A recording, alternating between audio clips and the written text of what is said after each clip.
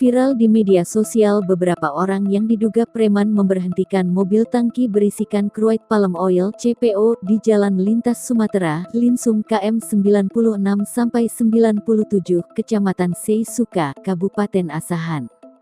Video yang diambil oleh pengendara mobil tersebut memperlihatkan komplotan preman memberhentikan beberapa mobil tangki dan mengancam supir truk. Tak hanya di situ, terlihat seorang pria yang membawa sebatang kayu memukulkan kayu tersebut ke arah mobil truk yang melintas. Ditambah lagi, terlihat seorang pria yang menaiki tangki dan melihat isi tangki tersebut.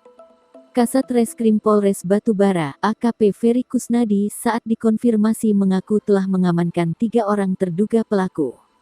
Ia mengaku kejadian tersebut terjadi pada Senin, tanggal 29 November tahun 2021, sore. Katanya, para pelaku yang memberhentikan truk-truk pembawa CPO tersebut adalah pekerja gudang CPO ilegal yang bergaya preman.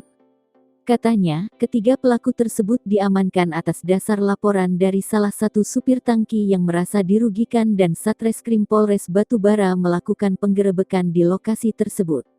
Dalam kasus ini, masih ada 2 tersangka lain berinisial D dan M yang saat ini masih dalam pengejaran oleh tim Satreskrim Polres Batubara.